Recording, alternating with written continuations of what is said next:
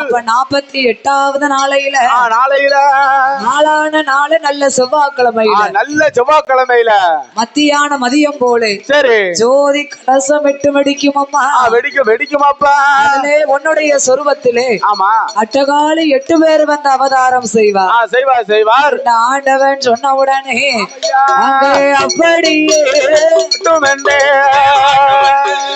ஆதிசக்தி பார்வதியா அமிர்தம் என்னும் கலசத்தில 1008 செல்வத்தில அரசரூபம்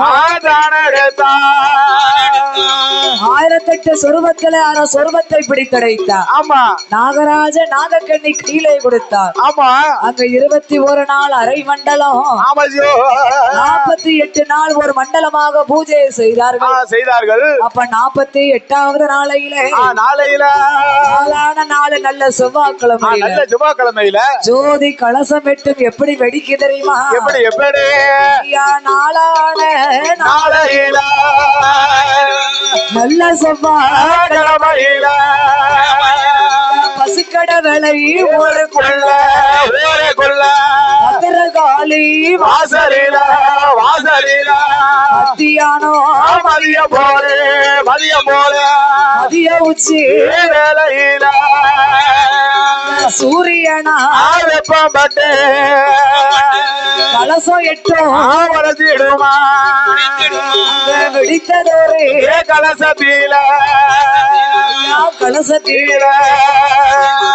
யாரெல்லாம் பிறந்து வாரா கலசத்தில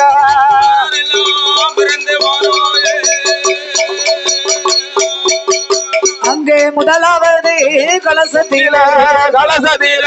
பத்திரகாளி போடுங்கம்மா ஒரு குலவை பத்திர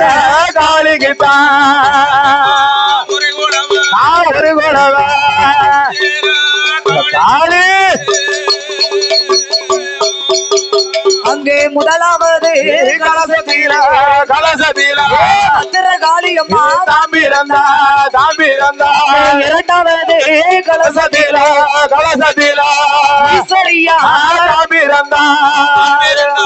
மூன்றாவது கலசத்தில முப்புடாதி தாம்பிரந்தா நாலாவது கலசத்தில சந்தனம் மாறி தாம்பிரந்தா ஐந்தாவது கலசத்தில கிளி மாறி ஆறாவது கலசத்தில அழகுநாச்சி எட்டாவது கலசத்தில அட்டகாலி கலசத்தில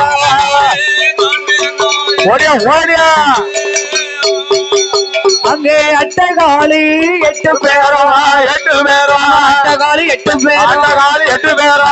மதியம் போல உச்சி வேலையில பத்திரகாலி ஆடாளி போடுவாள் மாறி பிறந்தவளே மாறி பெயர் பெற்றவளா காரியம் குடி மாரியம்மா ஈராத்து கரையதிலே செய்பவளா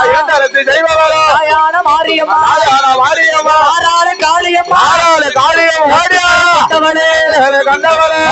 காளியம்மா மதியம் போல உச்சி வேலையில ஆடுவாளா பத்திரகாளி போடுவாளா தங்கையம்மா கண்ணி பெற்ற தங்கையம்மா காளியம்மா பிறந்தவளா பத்திரகாளி